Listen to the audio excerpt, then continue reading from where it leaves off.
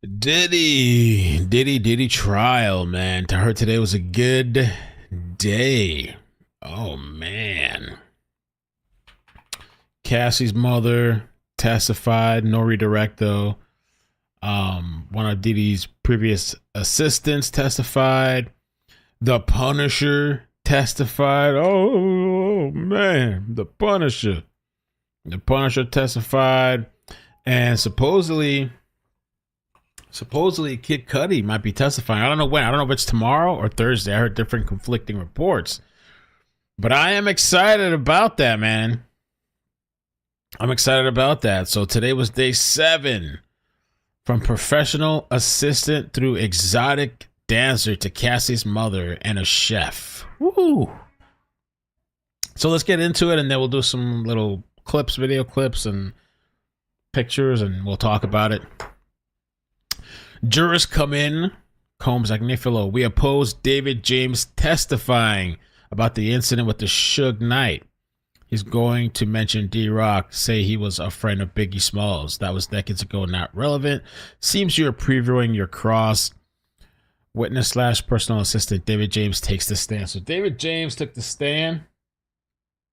Is this him today? Or this is David James, Combs' former personal assistant, will testify. He testified today.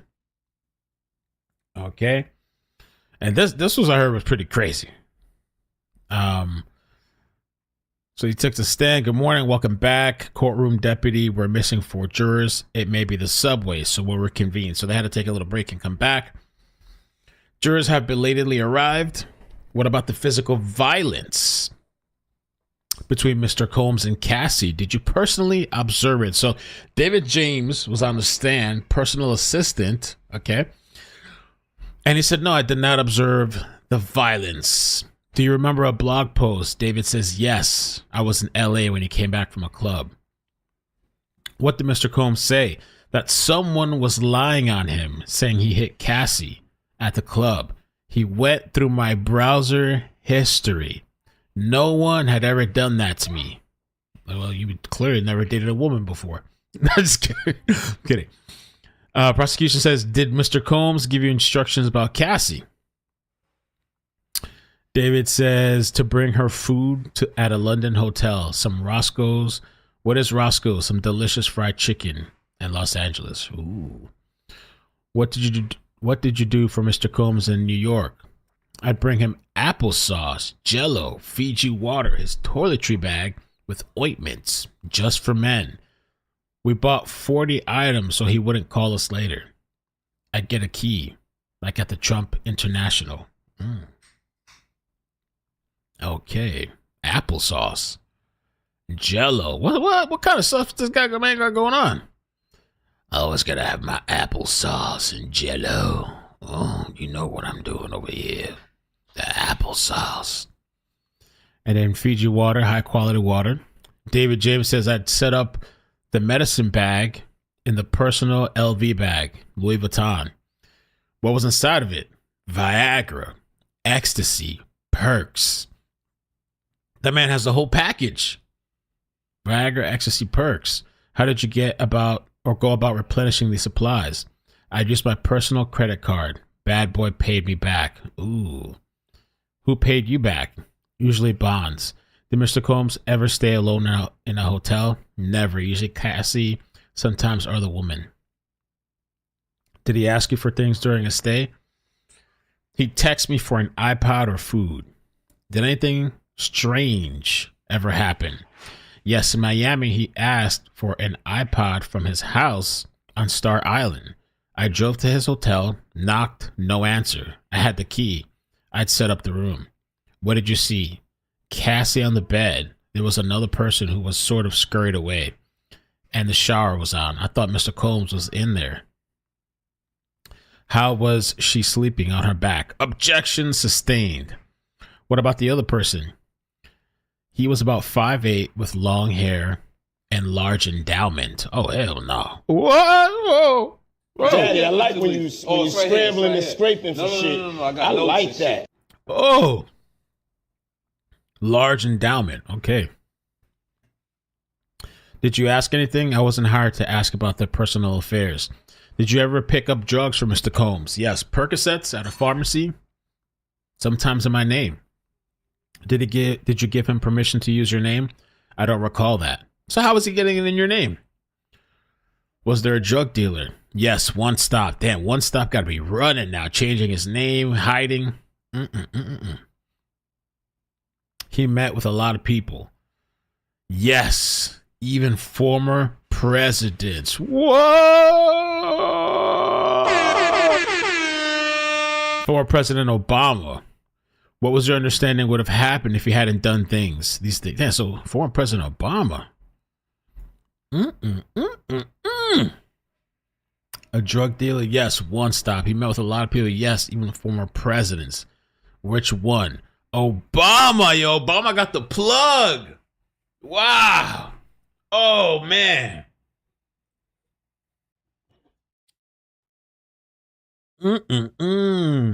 The president's been getting high. There's coke found in the White House. Okay. Did you ever take ecstasy? Yes. I was drinking Ciroc. I took ecstasy. I was Diddy bopping. And supposedly I heard that when he said this, that Diddy kind of smiled or laughed in the courtroom. What do you mean? I was vibing. What's a Diddy bop, by the way? Let's see. I want to know what the Diddy bop is. Diddy bop. Bop. Okay, I don't think I can play the audio, but let's see. What's the Diddy bop? Oh, I think I have seen this before. Oh.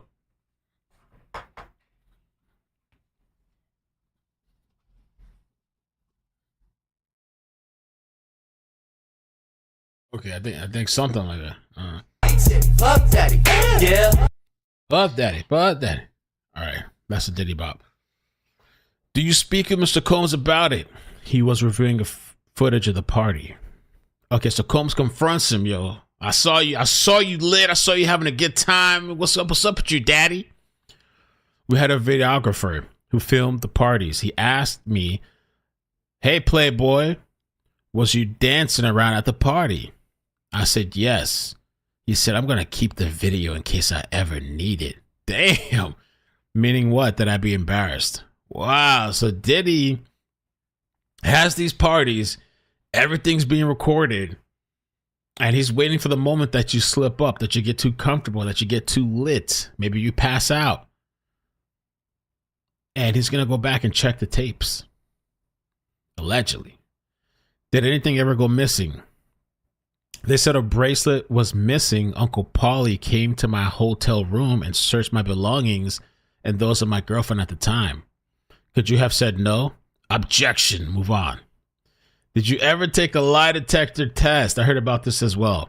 Yes. Imagine that. You're part of Diddy's cohorts. You hang out with these people, and then they accuse you of stealing, and they set you up with a lie detector test in a room, maybe a dark, damp room, a light shining in your face. Who was present? Just me and this gentleman. It was very intimidating. They put the monitors on my head, my chest, my hand. Could you refuse not to keep my job? Did this happen again? Yes, when Mr. Combs said a watch of his had been stolen. What was the result? The gentleman told me I seemed nervous. I said, sure, I am. You seem nervous. Is something wrong, boy? That's got to be kind of creepy, man. Just being... I'm like the kind of person, too, that, like, I would be nervous. Even if I didn't do anything wrong, I'd be nervous knowing that, I don't know, could that throw the test off and then they think I'm lying when I'm not lying? What if there's some type of anomaly in the test? But they're supposed to establish a baseline, supposedly. You know, of like, what's your nerves at? But I don't know. That would make me kind of tense. Because then what if I test that I'm lying and I'm not, and then they're going to dump me, throw me in a trunk? So, okay, so they hook him up to the lie detector test. They put stuff on his chest, his head, his hands, some crazy shit. And did this happen again? Yes, when Mr. Combs said a watch of his had been stolen. What was the result? The gentleman told me I seemed nervous. I said, sure I am.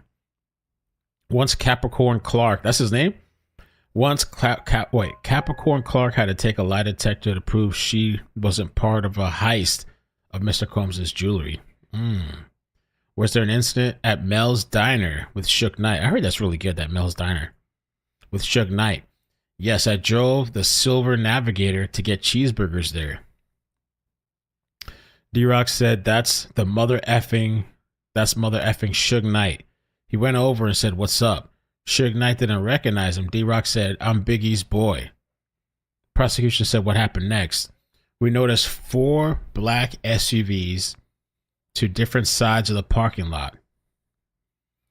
I saw someone hand Suge Knight a gun. D-Rock said, "We got to get out of here." We drove back to the house. What did you find there?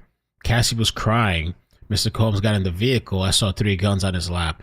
So I guess this does coincide with Cassie's story about the Suge Knight night. Yeah, you have a Mel's Diner there? I never had it. I heard it's really good. I had when I went to the West Coast and went to Cali, they had In-N-Out. I thought it was right. I think it's like overhyped. And the animal fries, it's some really crappy fries with a bunch of sauces and stuff that they put on top. It was cool though. It was cool. The burger was good. Oh, I mean, whatever. Anyway, David James, I felt calm because we'd been in a silver vehicle, now a black one. They wouldn't see us coming. What did you find at Mel's Diner? Suge Knight had left. Mr. Combs said, drive around. He drive around the block. What did you decide? To leave the company. They offered me other positions, but I just wanted to leave. My life was at risk. No further questions. Dang. Combs, Agnifilo, you didn't tell this. You didn't tell all this the first time. Oh. They told me to stop, not to say anything that would incriminate me. Agnifilo says, look at the notes from your interview. Read it to yourself and look at me. Okay. How'd you recognize Suge Knight? I listened to hip hop. Were you drinking or smoking pot? No, sir. Your mind was clear. As clear as it could be, working 20 hours a week at 4 a.m. D-Rock opens the door. Suge Knight is a few cars over. Window open. D-Rock says, I'm Biggie's boy. And Suge recognizes him. Gives him a dab. What's a dab? A handshake. Did you leave D-Rock at the dinner? Why are you smiling? Because that's a crazy situation. Why would I? Didn't you leave D-Rock at the diner? That makes no sense. I'm not asking what makes sense. I'm asking, did you? No. You saw Cassie and Mr. Combs? Yes, Mr. Combs told me to drive. You don't know where Mr. Combs got the guns, do you? I didn't know he had guns until then. Have you ever been in a situation like that? No. You didn't say, I don't want to drive to Suge Knight with guns. No. What exactly did you do before you got this job? I was a door-to-door salesman, then a personal assistant. Now you were going with guns to confront someone. It was not ideal. You knew how to get to Mel's Diner, right? I frequent there all the time. You've never seen guns before, right? No. This is a radical departure from your job description. Is that an understatement? It's the understatement of the day so far. Do you have immunity? Ask my lawyer. I have some kind of offer agreement. Oh, shit, you got a proffer. Okay. So all this time you didn't see no guns, nothing. And then just that one night. And you have some type of deal to speak and talk. They're offering you some type of deal, just like that, the Harmony Montgomery thing, the stepmother from hell. She got a deal. I think she's out now. Combs, Agnifilo, you didn't tell anyone about this? Only my wife. Did you meet with the government this morning? Oh, yes, briefly about what might come up in the cross. Did the Mel's Diner incident come up? Not that I recall. It's this morning. What did you talk about? Your style. And then there was some laughter. I'm dying to ask what they said, but I won't. Agnifilo says, I have a few more mundane questions. I love mundane questions. Where did you travel with Mr. Combs? Ibiza, London, St. Tropez. Were these vacations business-oriented? What were you hired as? Personal liaison, but I was a personal assistant. He met a high-level roster of people. David says, second understatement of the day. Why? He met with who's who. It was important that he be prepared for this meeting, right? Yes, it was important that he be on time. No, we changed meetings to fit his schedule all the time when he didn't want to show up at a certain time. Defense says he had security because people wanted to touch him, right? Yes. In the airport, in McDonald's. Was he gracious? I don't think gracious is a word I use for Sean Combs. Did he sign autographs? No. You said he'd stay in the studio until 3 or 4 a.m. You'd stay with him? Yes, it was common. What sort of things would he want to always have with him? Ketchup, for example. Always ketchup. Did you know he put applesauce on a cheeseburger? I don't know if I've heard of that one before. I read a little bit today about some people's thoughts about the trial before I came on here. A little bit that I could squeeze in because we're so busy here today. But I heard about this applesauce on a burger. Has anybody ever tried that in the chat? Anybody eat that? I never even heard of that until now. And with ketchup, cheese, ketchup, and applesauce?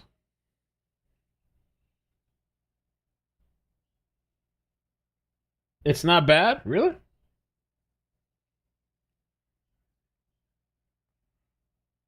Applesauce on a cheeseburger is okay. No way.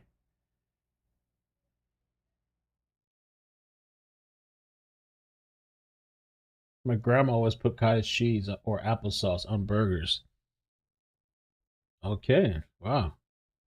I think mayo's nasty too on a burger, but some people love it.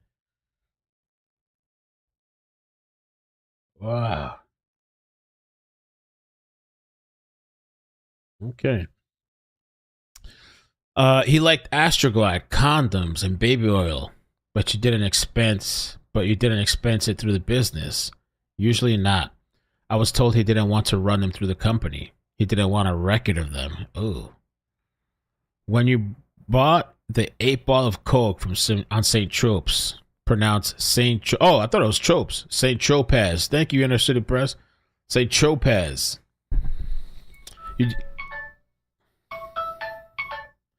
You didn't tell Mr. Combs, did you? He was asleep. Oh, so you bought an 8-ball on your own. Tell me about your relationship with Roger Bonds. We talked about Bad Boy as a family. What do you mean? Mama Combs called me her son many times. What was the mission? Make sure he's happy. Maybe he meant she's. Was it fun? I enjoyed it from time to time. What was your relationship with Chef Jourdain? Professional. Did you choke her? Damn. No. Objection. Tell me what happened. We were on Star Island. She told me where to take him. I grabbed her 2 wrists and said, stay in your effing lane. Was there a fallout? It was reported to corporate HQ. Mr. Combs called me. They have corporate? I had Combs and shit? Mr. Combs called me in. Mr. Combs told me you can't be putting your hands on women. Wow, that's ironic. He told me to give her a gift. What did you give her? I rolled up a blunt and gave it to her. Did she like it? It appeared she did. Were you in a car with Mr. Combs and who? Chris Lighty. You have taken ecstasy? I'd party, sure. What were things like in the studio? Drugs? It's a creative environment. I didn't smoke when working with Mr. Combs. But he caught you smoking once. I thought he was in for the night. I lit up. He came out. He said, what are you doing? I said, nothing. He said, if you're man enough to smoke, then you're man enough to tell me. I said, okay, I'm smoking. He said if I did it again, he'd fire me. Damn, so why didn't want him doing drugs, but everybody else is okay doing drugs? How about when you picked up 2 prostitutes and had sex with one? Objection, 403567. So you dibble-dabbling. So this guy got a profit. I think everybody's hands is dirty in this. Obviously Diddy, but I think all these people too testifying, they're all dirty. They all got some type of, they got their hands dirty. They partook in drugs and prostitution and all kinds of stuff. And they got to take down the main honcho though. Now they got to take him out, so they got profit deals. The judge says overruled. David says she asked for $200. I called Bonds and asked, what the hell? What? She asked to take a shower and I said, that's $200. And they laughed and joked. So he's trying to say he didn't know this was a prostitute. They hooked up, babe, whatever. And she asked for $200. And he's, all right, cool. Here's the $200.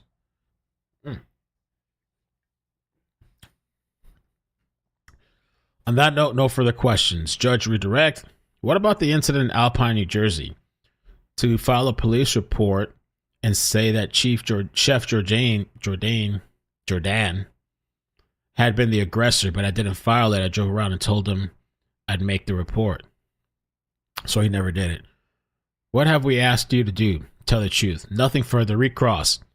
You lied to Mr. Combs about filing a police report. He says yes. Nothing further. Could we take a break? And then they take a break. All right, so they took a little break. Let me just see here.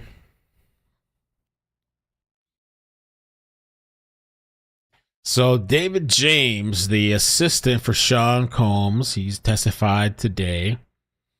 And he said that he didn't witness any physical violence between Combs and Cassie, but he did see a blog post alleging that Combs hit Cassie at a club. And then Combs went and searched his computer history and became upset. The former assistant called it jarring. Combs had never searched his computer history before. James looked for the post, he said, because Cassie had been staying at the London hotel for a week and he was tasked with bringing her food, but Combs' personal staff was the one answering the door. I was surprised. I wasn't expecting to see Cassie. Okay. Standard overnight bag, $10,000 cash and Viagra. Boom! Did he pop in pills, them blue pills, the chews, the ecstasy, cash, overnight bags, Louis Vuitton, $10,000 in cash and sometimes much more. Medicine bag included 25 to 30 undisclosed pill bottles. Wow, just bunch of pill bottles with Advil, Tylenol, Viagra, pills to increase sperm count. I have a buddy that takes stuff like that. He orders it on eBay and he takes it and you say you got to take a lot of water. You got to drink a lot of fluid and stuff. And it starts building up your sperm count because these people, they want to, you know what I'm saying? Like, the people, they really do that. There's supplements like that. And water pills. He later added that Percocet and ecstasy were in the medicine bag and he witnessed Combs taking them. That's a wild combination too. Yeah, I don't know. Ecstasy and Percocet. Upper and a downer at the same time. The witness also said he was instructed to buy baby oil, Astroglide condoms for trips and cash so that Combs could reimburse him personally off the company books.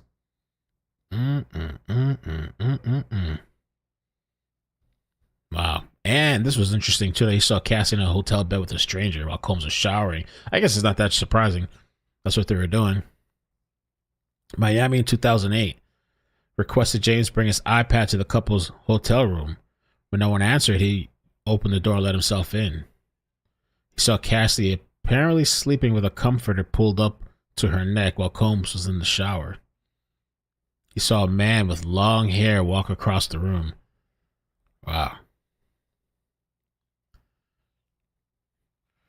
And then Combs brought the FBI lie detector specialist to question Assistant James. Was it an FBI lie detector specialist? That's what he brought in? I thought it was just like a regular guy he hired, like a private, like whatever.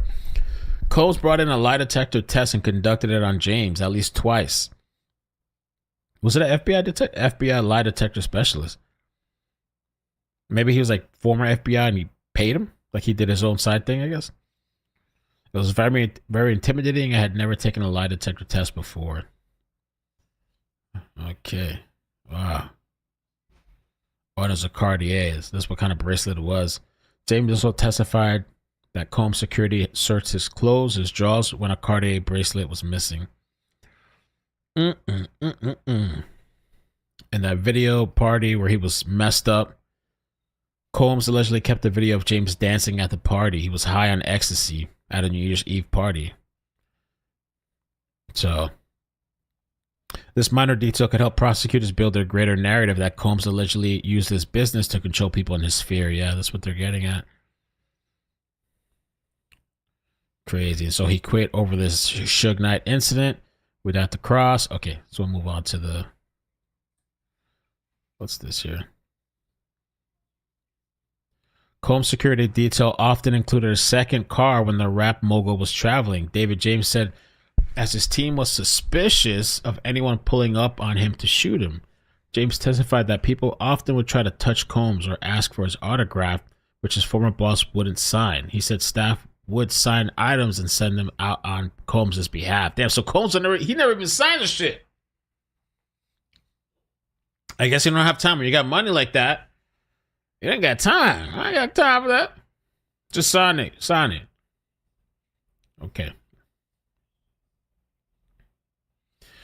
Witness testifies with protection, though no crime is apparent. James disclosed that he was testifying under an agreement with prosecutors, though there's been no evidence that he would need legal protection. Okay. James said he had signed a proffer. A legal agreement generally protects witnesses from prosecution for what they say in the stand. Gotta protect yourself, man. All right, I think we'll move to the next witness. And yeah, he didn't follow orders. Oh yeah, by the way, look at this. This is Cassie's mama. She testified today. She testified, but they're saying that the defense did not cross-examine her, which some people say that was smart. Don't go for the victim's mother, I guess, you know. So let's move from that. They get back from the break. They did say it's cold outside today, the weather. The government calls Regina Ventura, that's Cassie's mother, the lady we just saw in the picture. Where do you live? New London, Connecticut. How many children do you have? 2. Roderick and Cassandra. Who is this? Sean Combs. He dated my daughter. When did you meet Sean Combs? My daughter, 2006, my daughter signed with his Bad Boy Records. He was her boss. Then they started dating. They moved to LA. Read this message from December 2011. Cassie wrote to me. She said Sean Combs threatened to release a sex tape and go after her and Kid Cudi. By the way, again, I saw somebody in the chat saying it. He's going to testify.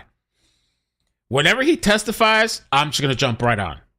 I don't know if he's going to testify tomorrow or at some point tomorrow or Thursday. Whenever he testifies, I'm just jumping on. I want to cover that live. Kid Cudi. He allegedly had his car blown up.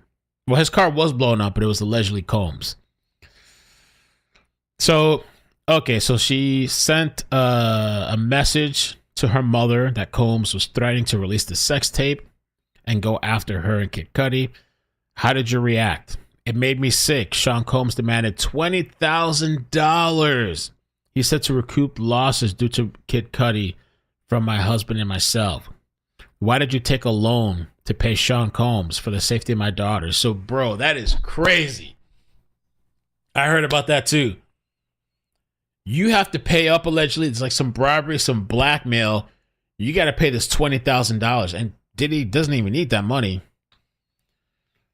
And so look into the binder next to you. These are the photos I took of my daughter's bruises from Sean Combs. Do you know Mia? She was an employee of Sean Combs. What happened? We were in the kitchen laughing. Sean asked her why she was laughing. She stopped and looked plain. Okay. Now, August 2016, we're done with the binder. While in LA, did you call the police? She says, yes. Sean Combs stole Cassie's phone. They had a bitter argument outside of her apartment building. She lived on the 17th floor. They argued at the roundabout. Who else was there? D-Rock. Is Damian Butler his government name? He was standing between us. I tried to hit him. Sean Combs took Cassandra's car, a Jaguar. That's a weird jump right there. No further questions. Cross, no questions. So it was like very, very quick. That's what I heard. The defense wasn't going to like start poking at her. This was really interesting. This is like, I mean, what do you guys think about that? 20,000? Did they show documentation of this? Did they show like a check or something? You know, like So they showed an email where Cassie had messaged her mother. I was physically sick. I did not understand it. The sex tape threw me. He was trying to hurt my daughter. She testified that Combs wanted $20,000. And I had heard in a recap that he ended up giving the money back. They paid the money, but he ended up giving it back at some point. I was going to look at something else, but we'll get to that. The freak offs. So the mother was pretty quick. Now, the government calls Mr. Sheree Hayes. Sheree Hayes. I was about to ask you guys, do you know who this is? But it's right on the screen. The Punisher. The Punisher has taken a stand today. Oh my gosh. Where's the Punisher? Do we have a picture of the Punisher? I saw a picture that was floating around, but I don't know if that was really him. It looked kind of AI-ish. Let me see. Somebody had posted. I might have it saved. I think I saved it because I was going to add it to the thumbnail. I don't know if this is really him or somebody just used a stock image or something. I don't know if that's the Punisher.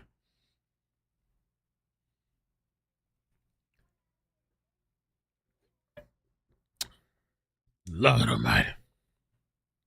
Okay. So they called on the Punisher. Where are you from? Harlem, New York. What was your work? Male exotic dancer. I was known as the Punisher. Oh, that is him. No, it's him. He has a website. Oh, God, he got a website? Oh, shit. Do you recognize these two? He says, I do. Mr. Combs and Cassie, I was hired in 2012 to create a sexy erotic scene for them. Okay.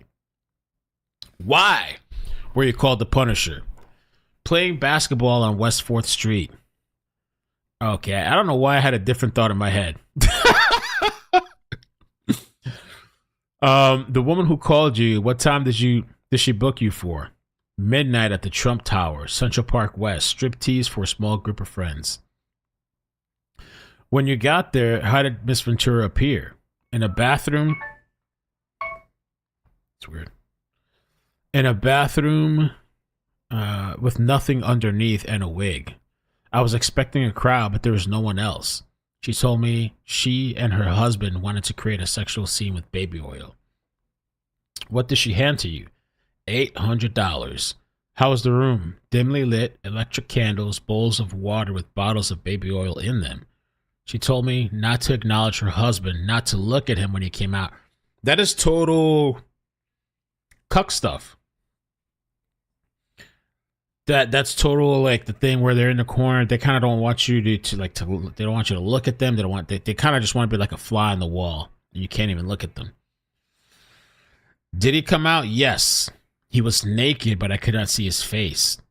It was like what a Muslim woman wears. You only see the eyes. He had a bottle of Astroglide. How did you recognize him? Oh, sorry. How did you recognize it? I use it. The purple top. How did it end? She went into the bathroom with him. When she came back, she asked if I wanted to finish. I said no. If they were happy, I was happy. She gave me more money. Did you do it again? Yes, 8 or 12 times. How did it end? So she went into the other bathroom with him. When she came back, she asked if I wanted to finish. Oh. She gave me more money. So 8 or 12 more times. How did you end up recognizing her? I was a fan of Mr. Combs and followed him on Instagram. I saw her on it too. That would be a good place to break. So they took a break. They come back. How were these sessions scheduled? I'd be reached out at 5 or 7 p.m. for later. They'd ask for a sexy scene, but I knew it would be more. How would it start? Baby oil, a sexy atmosphere. Mr. Combs would direct. How the direction work? Mr. Combs might say, sit forward, move the camera, or what would happen sexually. You know, one time during sex, he dropped a stack of money. He said, I like this shit. Damn. How much baby oil did you use? A lot. We were supposed to be glistening as much as possible. So Diddy had this thing, apparently, with not just like lubrication, not just, okay, we're going to lube up, whatever. He had a thing with just oil everywhere. Every part of your body has to be covered, lathered, shining. Thick goop everywhere. How do you even wash it? Is that kind of a pain in the ass to wash it off? If you have it all over your body, probably all over the sheets, you have to wash the sheets. It's just wet gook everywhere. How long would they last? 4 hours. A lot of waiting, or maybe 40 minutes or so. I was supposed to finish in a specific spot. Oh, Lord, what are you talking about, man? What spot? She would leave Mr. Combs 10 or 15 minutes. She'd return in a bathrobe and pay me $2,000 or $1,200 cash. Did you think Ventura was enjoying herself? Objection! Sustained. Did you use drugs? I'm not a marijuana smoker, but I did pull a Bill Clinton. I was handed a joint. A Bill Clinton? What the hell is that? That's what it is, a joint? Did you have performance issues? Having the woman's partner there? Yes. That's kind of weird to me too. It's a little kind of like a pressure. Whether it's a pressure or just kind of creeped out. Some guys don't care. I don't care if he's there. I don't care if somebody else is there watching. I'd be creeped out. Like somebody's significant other just there, just like, yeah, do that. I don't know. It's just so hiding in the closet or like with the door cracked open. You know what I'm saying? Just the room lit darkly. But I know for a lot of these people, that's their line of work. And so, shit, I want to make some money, be with the celebrity, get some drugs. So I wonder if they didn't pay him when he had those problems. Did you have performance issues having the woman's partner there? Yes. But Diddy had the pills. Diddy had the pills to go. Bill Clinton and Monica Lewinsky, remember the cigar? Oh. So I'm sure Diddy provided pills and stuff like that if they got creeped out or whatever, or had troubles. So he says, I wasn't sure how they calculated it. One time, Mr. Combs threw condoms on the couch next to us. I struggled. It was a failure. What happened? They went out. I finished. She came back and thanked me for privacy. What does that mean? They went out. I finished? What about by yourself? What does that mean? So there was a couple times he had problems. Performance issues, whether it was Diddy looking or the throwing the condoms on the couch and expecting him to put the condom on. Okay. And what did you think would happen next? I was worried I would not be used again. Oh, I hadn't done my job. He has said, I want to see you effer, and I couldn't. Damn. Are you writing a book? Yes, a health sup about my ED. Really? So he has ED? The Punisher? No, this can't be, man. No.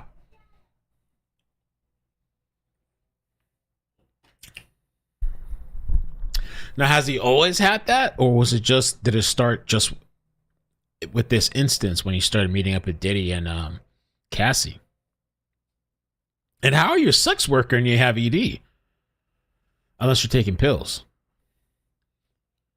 Or was he really not a sex worker? He was just a dancer. No, Bill Clinton was asked if he smoked weed in college. He said, didn't inhale. Pulling a Clinton is not inhaling. Oh, really? Oh, I didn't know that. Pulling a Clinton is not inhaling?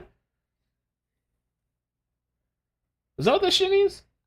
That's when those people smoke weed, but they're not really smoking. Just like it doesn't even go down into the lungs. It's just they're holding it in right there in their cheeks and blowing it out. Did he impose PTSD ED? That's crazy, man. And that's gotta be, I mean, it's probably too a lot of things, a lot of pressure. I mean, a celebrity, you're all of a sudden you're caught up in the situation and this throuple or with a celebrity, then you're expected to perform. Maybe there's cameras.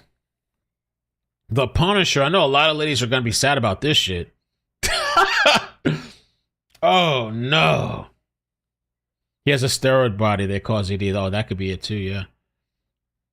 Oh, he said he got it because of the Diddy situation? Okay, damn.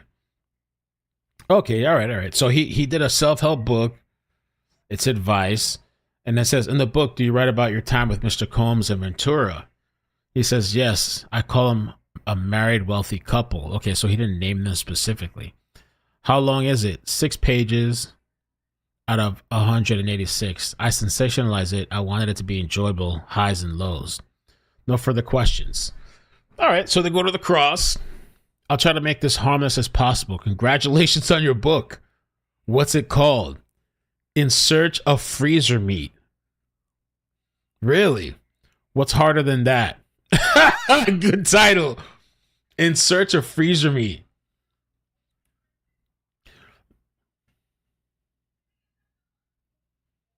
Wow. Okay.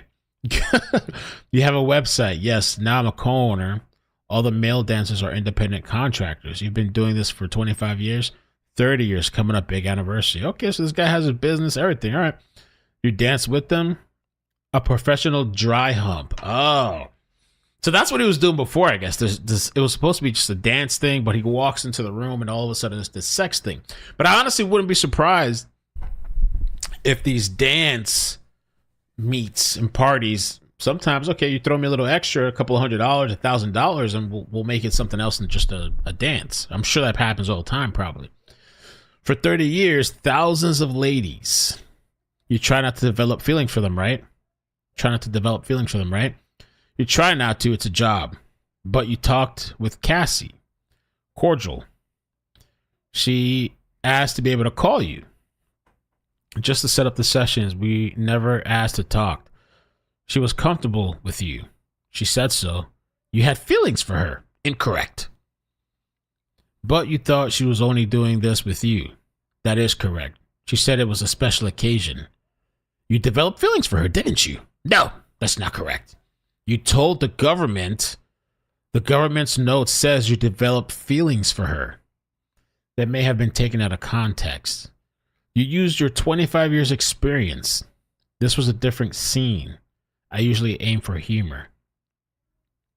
You wouldn't try to dry hump someone who didn't want to be dry humped, correct? Yes, it is important to read the room. So you read the room with Cassie and she wanted objection sustained. Oh, shit. Was it Mr. Combs' request that you penetrate? It was a demand, a strong suggestion. Cassie paid you even when she canceled, right? Yes, 500. Damn, even when she canceled, here's 500. Boom. Wow.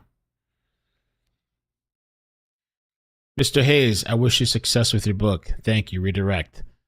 What made you think Ventura was enjoying herself? It was the first time unprotected. Wow. Without the details. Objection! Uh-oh. It was the first time unprotected.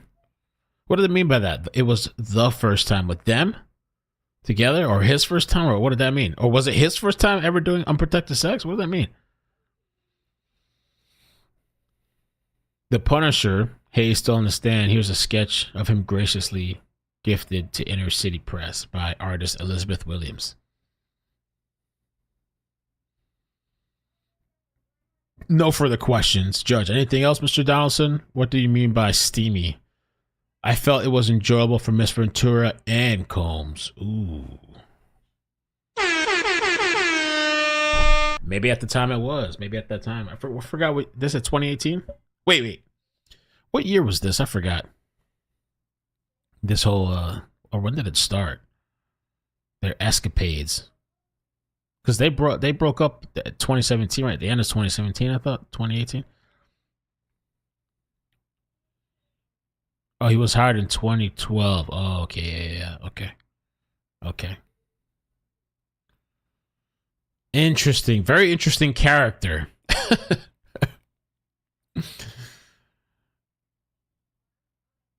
All right. Okay, so we're going to get to the special agent in a second. Let me just scroll up here and see if they had any spicy details about the Punisher. So a male stripper known as the Punisher was paid $800 to create a sexy scene, all while keeping his eyes off of Sean Combs. He said he was called to Trump Tower Suite in the fall of 2012. Greeted by Cassie wearing a bathrobe and nothing underneath, and she had a wig. He was handed a sack of money, $800 inside as Cassie told him to create a sexy scene of me and her applying baby oil on each other, and to create a sexy environment that her husband would come up on. She said not to acknowledge her husband, trying not to look at him, and no communication. Don't talk, don't look, nothing. Yes, ma'am. So he was hired dozens of times. She said, thank you. That's what we wanted. I was handed additional money. I counted it at the elevator. It was $1,200.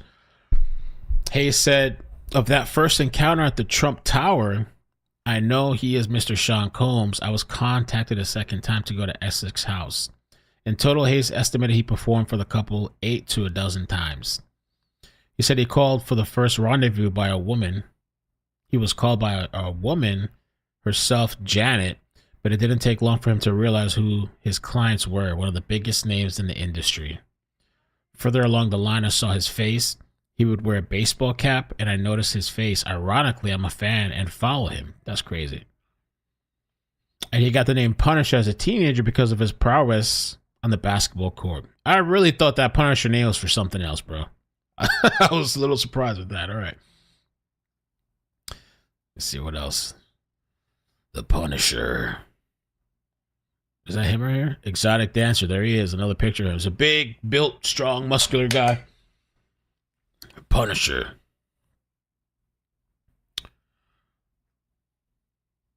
So hired a dozen times. Police called over Combs' chef being fired in 2008. That guy testified earlier. Okay. I guess we can move on to the next person then. Next. So the next witness is Special Agent Gerard Gannon. Where do you work? HSI in Miami in the National Security Group. In March 2024, the HSI Human Trafficking Group, Sex and Labor in Miami. What time did the search begin? After 3 p.m. Why so late? We learned Mr. Combs and his family were flying out of the country. Uh-oh. Was there a pier on the property on Star Island? Yes, and we had to monitor it. So all that shit was true. Prosecutor says, why did you have to break open the gate? To make sure bad actors wouldn't have time to put those who would search in danger. What's this a photo of? The pool and the pier. What did you find here? Parts of AR-15 rifles, sex toys, and Astroglide. What a combination, right?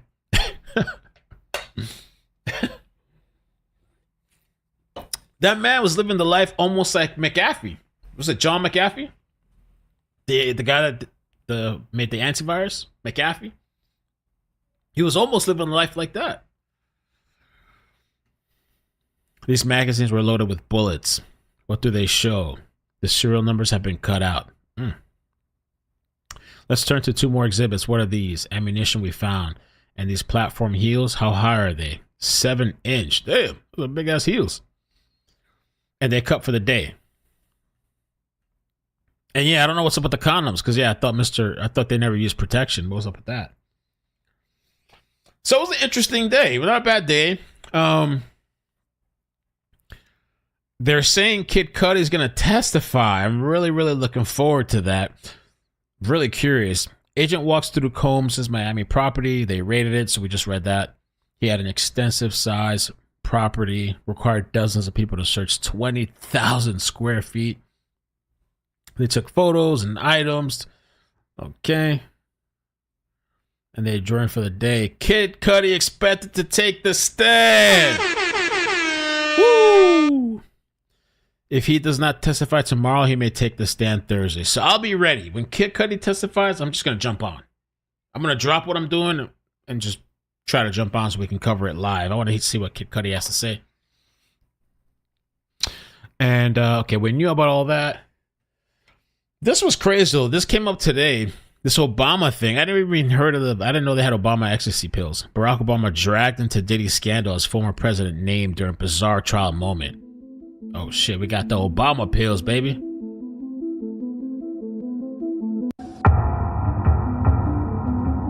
He did not say Obama was ever in attendance, but celebrities celebrate various pills.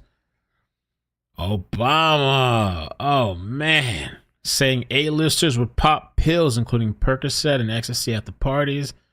He did not say Obama was ever in attendance at the parties, but said celebrities would celebrate with various pills. What he did say, it seems like that drug dealer knew Obama or something. That's what it sounded like. He had pills to help him lose weight, Viagra, and help increase his sperm count. Okay. The former personal assistant began crying. Began crying during his testimony on Tuesday as he described his time working with Diddy. He said he was often instructed to set up freak-off sexual performance sessions. He said he took ecstasy at one of the parties and claimed Diddy filmed and threatened to humiliate him with blackmail. Damn, bro, that's how them boys get down. All that shit they used to say was conspiracy, that in Hollywood they have you bending over, they have you doing all kinds of stuff for music deals, and they record it, and then if you ever slip up, they'll threaten to leak out the video. That stuff seems like it really does happen. It seems true. James grew emotional as he recalled that when he first began working for Diddy, an executive at Bad Boy told him his job was to please the mogul. And that's your job. Your job description is just to please Combs. Get on your hands and knees and please him. Dang.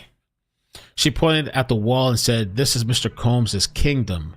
We're all here to serve him." Wow.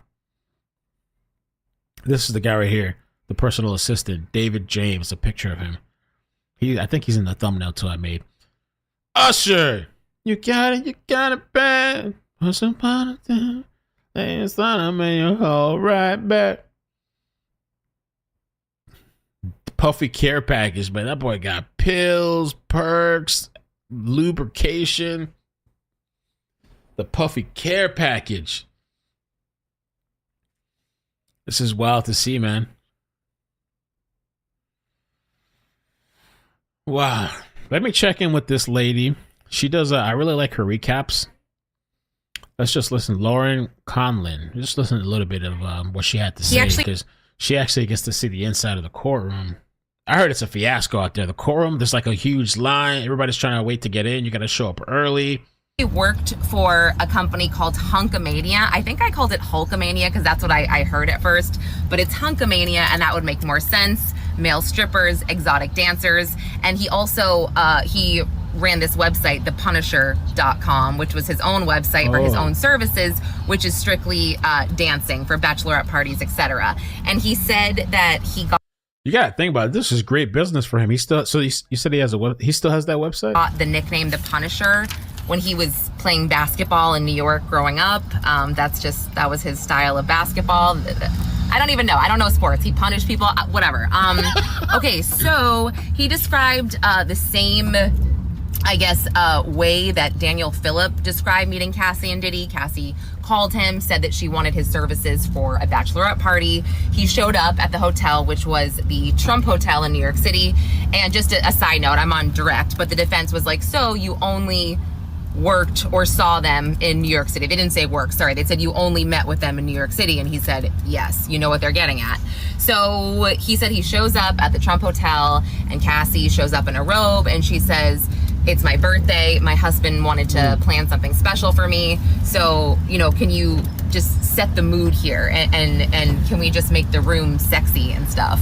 And he's like, "Okay, well, how do we do that?" And she handed him a stack of money to do this. And he said later it was $800. He counted it when he went to the bathroom.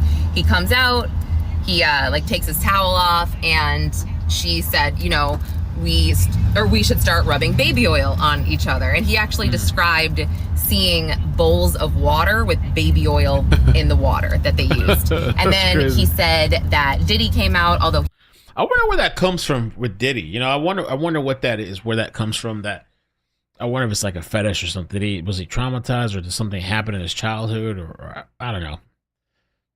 Where did he get the oil glistening thing from? He didn't know who Diddy was at the time, and he didn't know. Or maybe he just likes that. Maybe it was Cassie either. His thing. He came out in something that covers his face, and he could only see his eyes. And he would, direct them as usual, and then masturbate a little bit. Everything that we've heard before, basically. But Cassie and the Punisher, he said that he didn't finish, and Cassie asked him if he wanted to finish. I was unclear if they had intercourse this time. I don't think they did. I missed just a chunk of his testimony, just full disclosure. So the first time, I'm not sure, but he said when I got back in the room, Cassie asked me if I wanted to finish, and I said no. I took more money. They gave me $1,200 more, and I left. And and this is interesting because he is the second escort, let's call him, that we have heard. Oh, they released a picture of all the escorts too. I think it was yesterday, like multiple pictures. Diddy escorts. I don't know where it's at now. I saw it all over yesterday. Oh, here's the TMZ article. They released pictures. I don't know how they feel about it. Maybe they don't care. Maybe it's good promotion. That's some of the this is Skylar. For the ladies, if you're interested, that's Skylar. Jonathan Audie. Oh man, yo, if he testifies, it's a wrap. Ooh, everybody thought he was crazy. I think he is crazy. Both can be true. He can be crazy, and he told the truth. That's Ash. Okay, that's Brian. Brian, he look at like a cold look in his eyes. That's Greg. Okay. Jake, I think it is free advertising. That's true, especially with the Punisher. They're gonna go check out his website. Johnny, Johnny looks like such an average guy, just like a Jules. Oh, that's Jules. Okay, Conet. Unidentified. Okay, we got an unidentified person here. I want to read. He don't look too happy here. Oh, this looks like the Punisher, kind of. Unidentified, it says. Unidentified. John Doe's, unidentified. Unidentified. Some of these people probably married. All right. That's the selection, the lineup. Heard from who experienced erectile dysfunction. No way. Heather, is that true? Who said, is that Heather? Yeah, Heather said Ash is in prison for murdering his girlfriend. Oh, man. Jeez. Although he described the Punisher, or Hayes described his erectile dysfunctioning kind of starting before Cassie and Diddy. I just want to throw that out there. And then he also would say things like that Cassie would seem to sigh at Diddy's direction, kind of like, it was a job, and those are my words, the direction during the FOs. And so it turns out he also wrote a book, and the book, he wrote it in September 2022, and this is about curing his ED and just living with ED. He called it a self-help book, and the government asked him if there was anything about Cassie and Diddy in there, and he said, out of 182 pages, there's about 6 pages that refer to them, my experience with them as a wealthy married couple. He confirms he doesn't say their names, nothing like that. He just wanted to detail his experience in order to help other people. So they kind of, got ahead of that. So he also said like the details aren't exactly accurate. Like he exaggerated a little bit just for the sake of the book. And so then Xavier Donaldson did the cross, and he's pretty funny. That's one of Diddy's defense attorneys. He's also known as a super lawyer. And he goes, so what's the name of your book? And the Punisher said, it's called In Search of Freezer Meat. And he's like, freezer meat, like hard meat. And everybody, like the jury was laughing. It was kind of funny. Everybody was laughing because, hard, he was talking about ED. Yeah, you guys get it.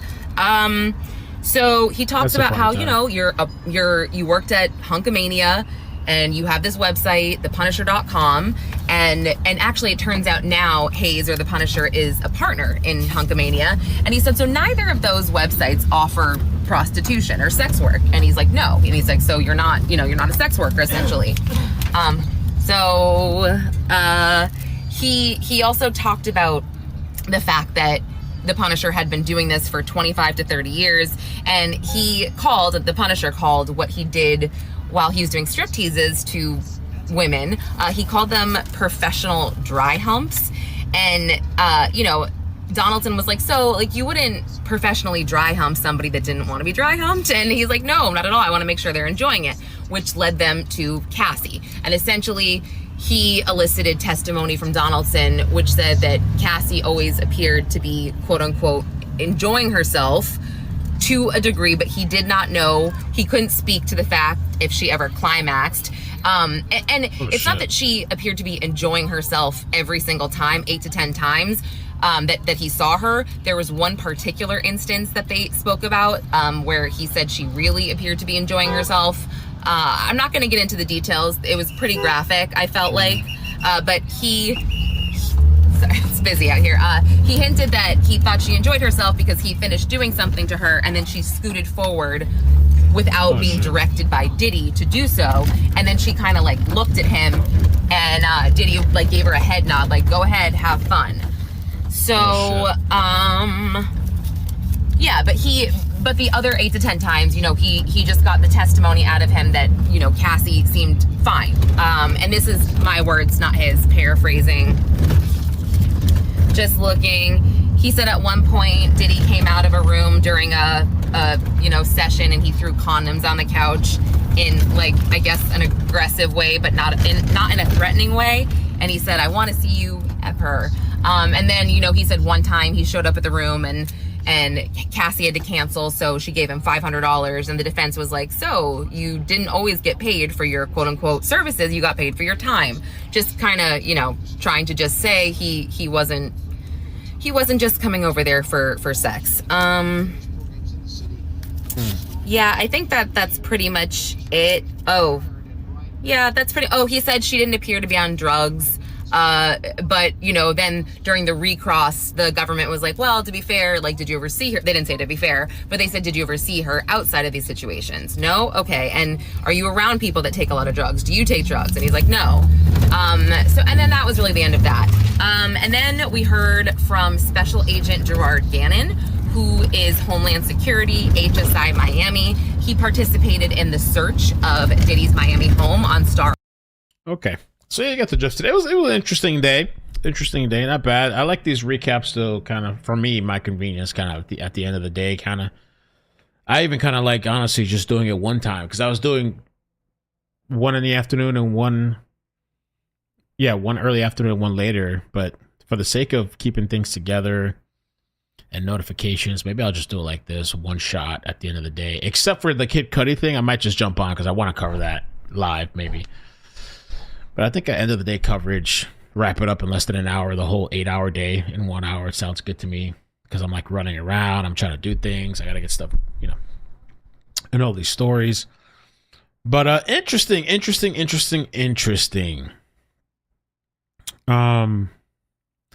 me see if this guy, Boozy Badass, because he's had some comments, some untasteful, I don't know, distasteful maybe? Comments. I don't know if he said anything today. Let me see. Oh, he hasn't said anything since the last one. Okay. What a messy case. I don't know, man. I feel like they're gonna find him for something.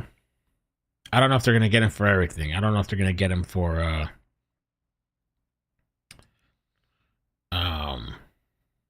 I don't know if they're gonna get him for you know, trafficking. Maybe. I don't know. The whole thing where he's like dragging her and pulling her back and stuff, you know, that could be a thing. Oh, I want to show you guys something else. Let me share this with you, because I thought I didn't get to watch the whole thing, but I was watching it and I fell asleep. I think it was yesterday, about the Diddy stuff. Piers Morgan. I thought this was interesting with related to Diddy. Piers Morgan. Oh my God, this is interesting. I typed in Piers Morgan, and the first thing I see is Steven Crowder and Mark Lamont.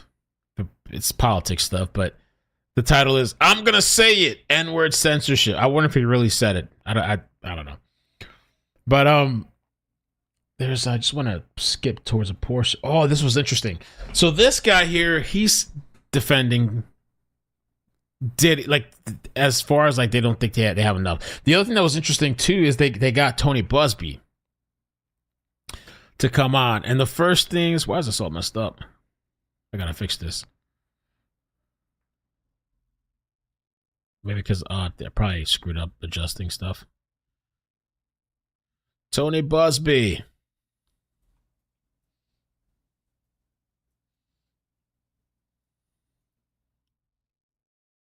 And Piers Morgan straight out asks him about the lawsuit. Here, that proves anything about this institution.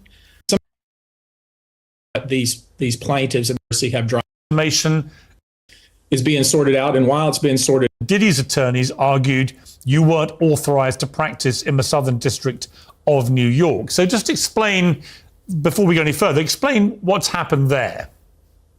Yeah, typically when you're a licensed lawyer in New York and you're accepted in one of the federal districts, it's by reciprocity, you're accepted in the others. Well, they challenged that.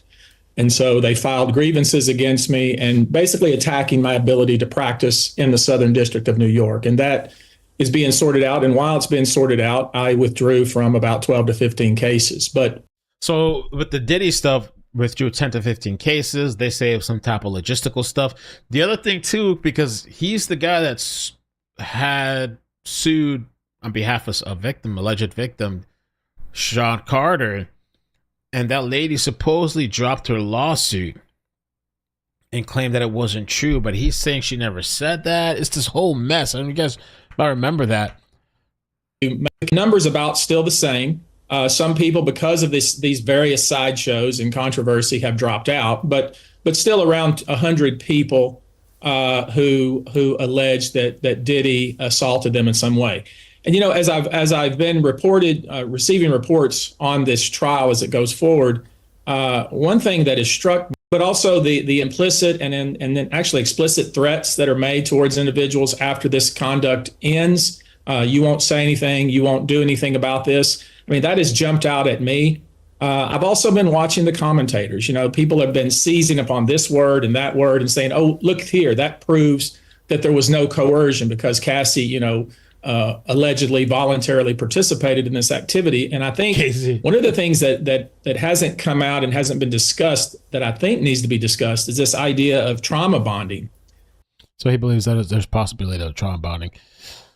The thing here, I want to get to this part. Fletcher. I can tell you why it's farcical to me is this idea of this mythical creature that can take ketamine and MDA and booze and then have sex for dozens of days on end and hours, that from a pharmacological standpoint, that's not possible. This idea that Cassie waits 10, 12 years to file a lawsuit. That part, the sex part, I think is possible to go for long periods of time, especially if you're on substances, pills, you know, Cialis, Viagra, you're taking all that stuff. I think it is possible to go for hours, maybe take a little break in between and stuff like that. You know, breaks and pauses in between.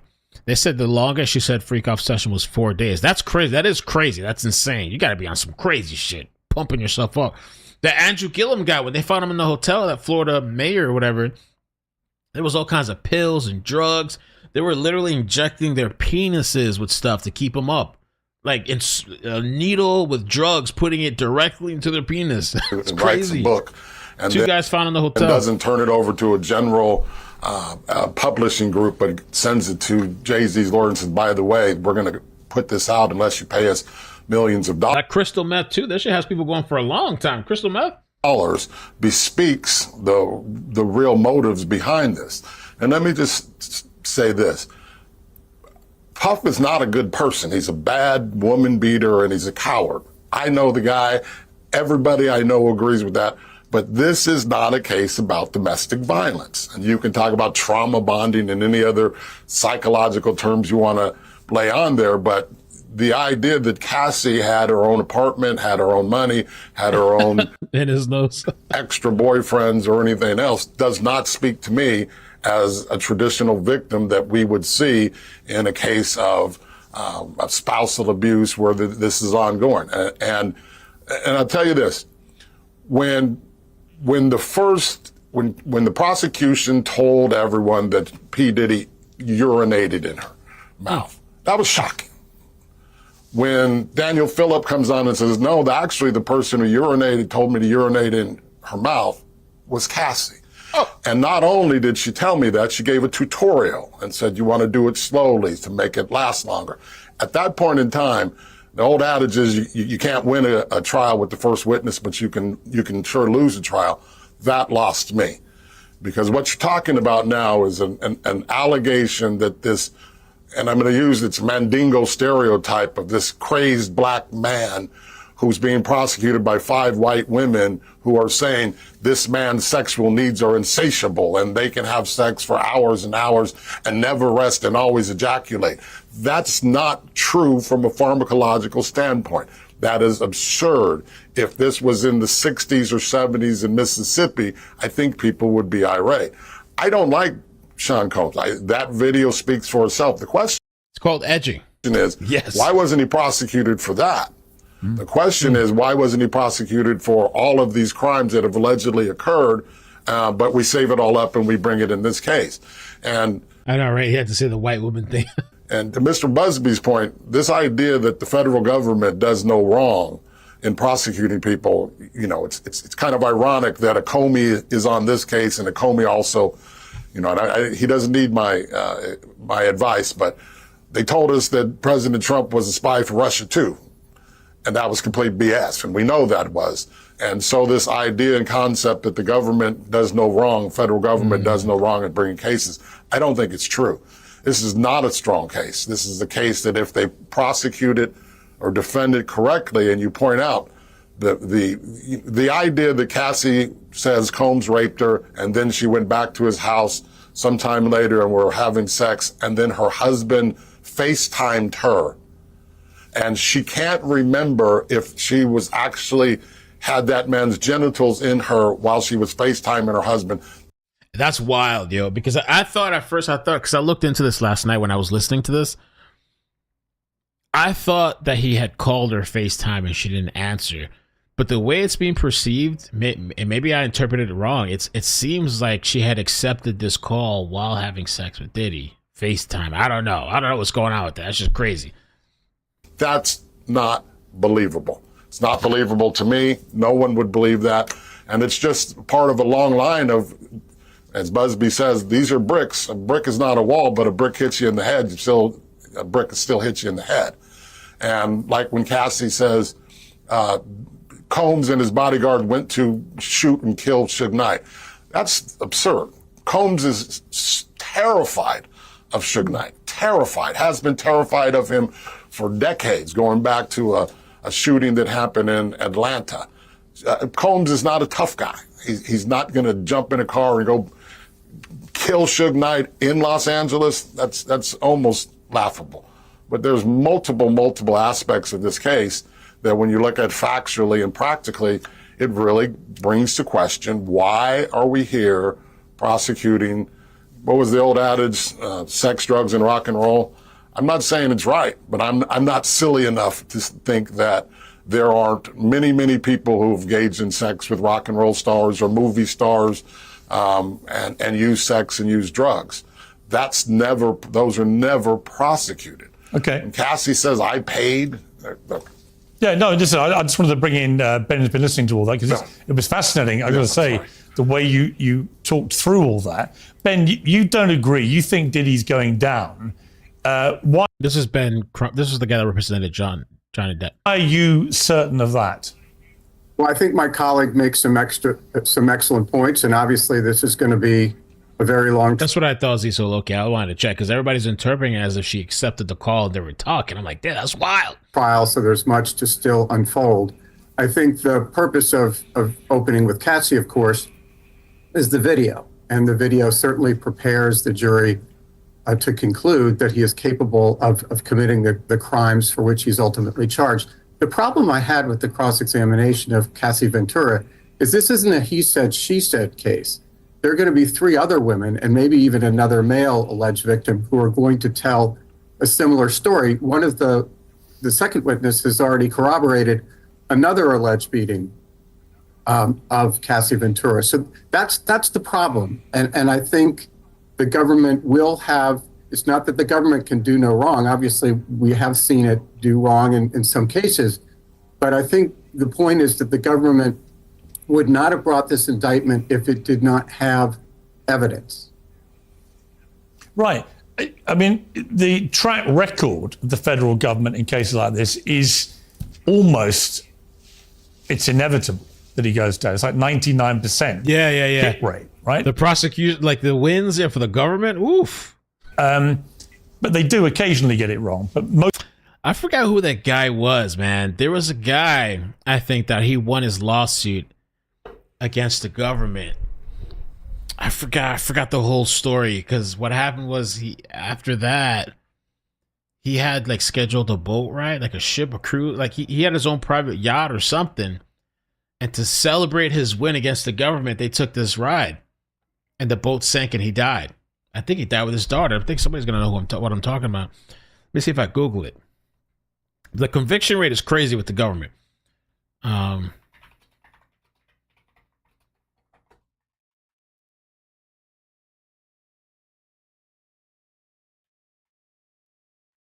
forgot what kind of stuff he was. That was like some white collar crimes. Turkish MP dies. Oh no, that's something else. I don't know what story that was. I saw it somewhere.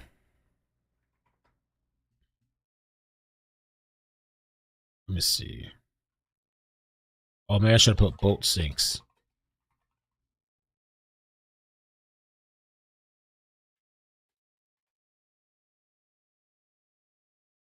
Let me check the chat real quick. Somebody might know. No. Let me see. Oh, yeah. British tech entrepreneur Michael Lynch. He died when his yacht sank shortly after winning a significant legal battle against the U.S. government. Michael Lynch is the co-founder of a software company, Autonomy, which was sold to Hewlett-Packard for $11 billion in 2011. Subsequently, HP accused Lynch of fraud, leading a protected legal battle. In 2024, after a 12-year legal saga, Lynch was acquitted of all charges. Following his acquittal, Lynch embarked on a celebratory trip, the luxury yacht, the Bayesian. That was a big story when that ship went down off the coast of Sicily. On August 19, 2024, the yacht encountered a sudden storm. You guys remember that? And capsized. Of the 22 people on board, 15 were rescued, but Lynch and his 18-year-old daughter, Hannah, and 5 others, including his lawyer, and the chairman of Morgan Stanley International, Jonathan Bloomer, perished in the incident. That was crazy. I don't know why that made me think about that, but that's the don't fuck with the government. I don't know. Most of the time, if the feds bring a case like this, they win. I know, but some people made it to be a conspiracy. I don't know. I mean, isn't that the likelihood here, just on stats alone? 100%. I mean, their prosecution conviction rate of the federal government is in the one that got away. We got to finish him off. 99 percentiles, greater than the odds of being convicted if you're in Russia. Doesn't change the facts that in each case that sometimes you get defense attorneys who know what they're doing and know how to fight it and understand it and take them on. And in this case, what the prosecution is doing is saying that's a bad, mean, violent guy. Look at all of the bad things he does. And they're playing to the stereotype, and they're doing it covertly, but it's fairly obvious to those of us of a certain persuasion that you're arguing that this is a sex-crazed black man who has to get his... I don't think it has to do with race, really. I mean, the escorts were mostly like black, Latino, I think. Some of them look kind of white, but the people involved, it's all, I mean, I don't really think this is like a thing. Even though people have mentioned, the prosecution is all white ladies. His craven desires administered to on a daily basis, so they set up an entire record company for the purposes of being able to entice Cassie Ventura into having sex. That's baloney, but that's what they're doing. And they can bring on multiple people they've had sex with. And all they're proving is you know what? There's a secret. There's sex. And there's people that really do feel she was a willing participant. There's a lot of people that feel like that, and I've seen some big people that I follow. Some of them feel like that, Sex workers in the world, and there's people who frequent sex workers, but that doesn't really go to the issue. This is a RICO prosecution that was ideally brought to take down the mafia. Sean Diddy Combs is a guy who's a woman beater, and they should have prosecuted him for it, and there's no question about it. But you're telling me with a straight face this is a human slave tract? White Slave Act case, there's no one who was brought here against their will. Cassie had every choice she wanted to make. They talk about Kid Cudi. Go be with him. Talk about Michael B. Jordan. You know, the reality is this was an incredibly attractive Some other guy too. woman, and she was in great demand and had many opportunities to have people. She chose that lifestyle, and I'm not in any way. Well, as we're talking, actually, Matthew, I want to bring Ben back here because Dawn Richard, the Danity Kane singer, has been on the stand today and recalled an incident in 2009 where she witnessed Diddy hit Ventura with a skillet and then allegedly threatened both Richard and Ventura. Richard testified, he said you could go missing, that we could die. I was shocked but also scared. She said she saw Combs carrying a handgun. She said Combs' bodyguards had guns too, keeping them on their lower back. I mean, to Matthew's point, Ben, I mean, he's obviously a very bad guy. He's obviously a woman beater. We've seen that with the video. He likes guns. He likes to threaten people, all of these things. But in terms of what the feds have actually gone after him for, racketeering, sex trafficking, and so on, Matthew makes a good point. This was set up for the mafia. This was the kind of stuff that when Rudy Giuliani tried to go after the mob, this is how they did it. And some people do think that they've just overreached in what they're going for him for on this. And for that reason alone, The racketeering. a jury might be persuaded to acquit.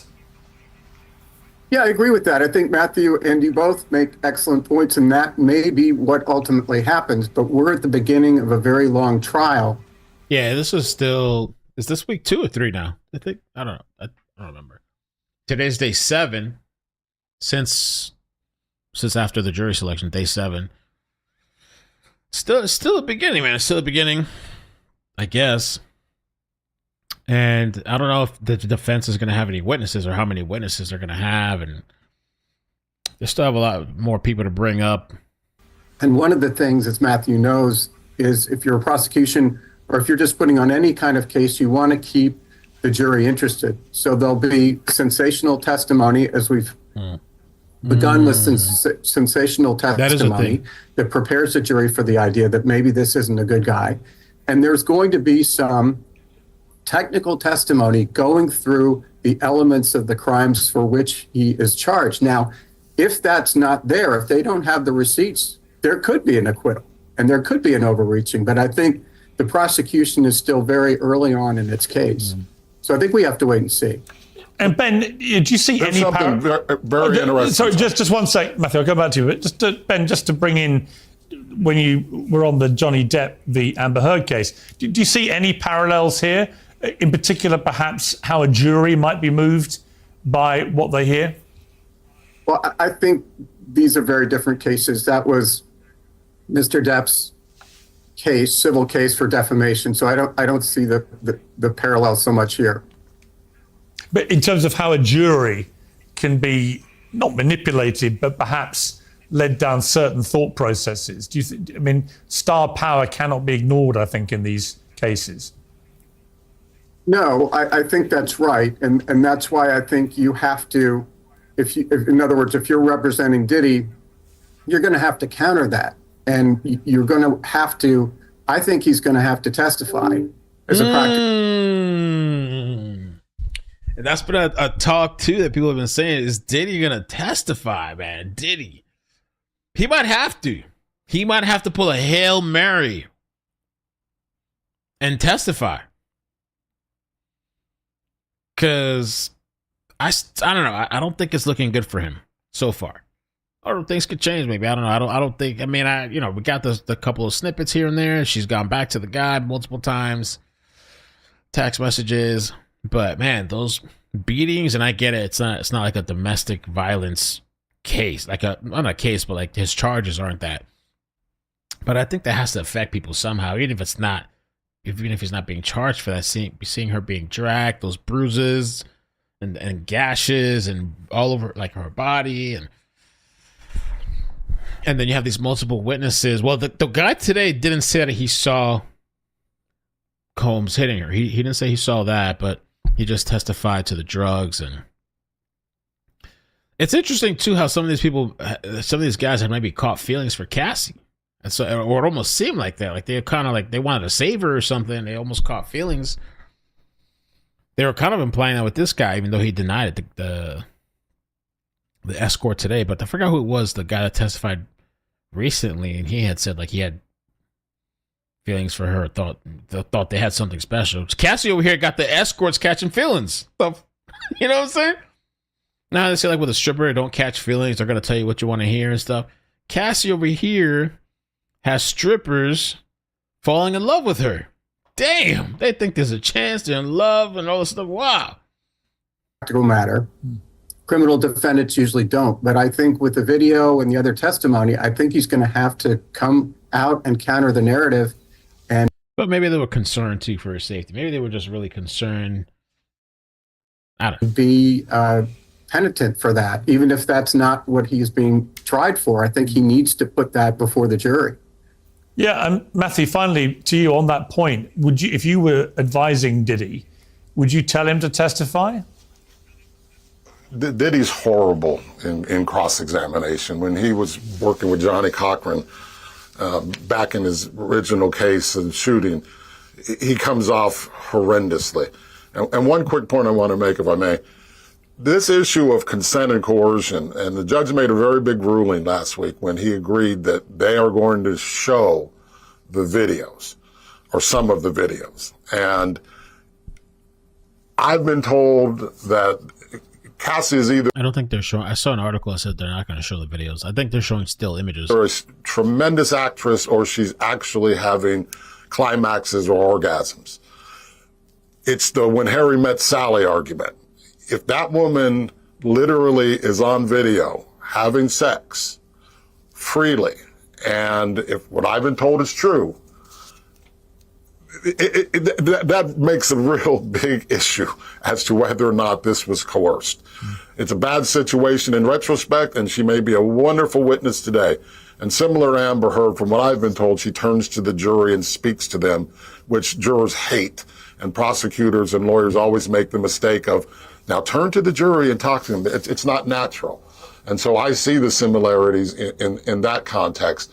But this whole idea and concept that we're going to go back and Monday morning quarterback a person's sex scenes is open. Certainly leaves open the question that she enjoyed certain portions of it. And then that really goes to the heart of the case. If part was consensual, they have to go down on it. But my understanding, there's no way, to answer the point, that Diddy's testifying. And the more they play that video, it kind of works in the favor of the defense because the jurors get desensitized to it. It's horrendous. It's bad. In Suge Knight's case, we played the video over and over of the young man being ran over by the car because after a while, it's just making sausage. It's shocking when you first see it, but when you work there, it's not that bad. But, you know, unless something changes drastically, my understanding is, and Diddy would come off horribly, in my opinion. Fascinating. I got to leave it there. Matthew, Ben. Okay. I wanted to play that part because I was actually dozing off on the couch, and then when I heard this guy come on, I'm like, oh shit! All right, what is he saying? So let me hear it. I like hearing the different arguments. There's another woman. I might play her sometime. I don't know where it's at now. I don't want to keep this live too long, but maybe for the next live that we do on Diddy, there was somebody that was making some type of arguments and stuff. But I guess we'll have to see, man, because it's still early in the trial. It is interesting that Comey's daughter is the DOJ top prosecutor. What this person says: burying, hiding, and refusing to bring any real evidence on both the Epstein and Diddy cases. Yeah, that Epstein stuff was a joke. Seems like it, man. Like they didn't that whole thing of these binders and nothing really came forward. But interesting, man. Thank you guys so much, though, for hanging out with me today, this evening on the recap for today. Man, if we could actually see what was happening, if we could actually watch it like they had the video feed, that would have been crazy just to watch their reactions and everything. It would have been really nuts to see. Really, really crazy.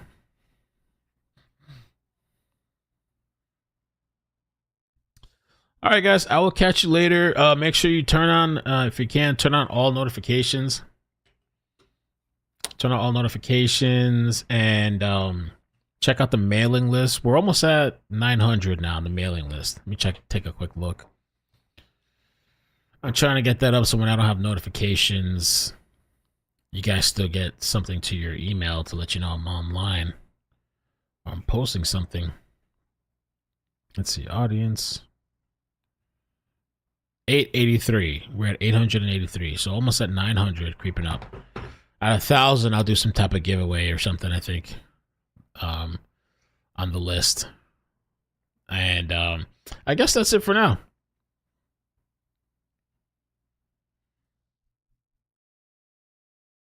All right, guys, appreciate it, man. Take care.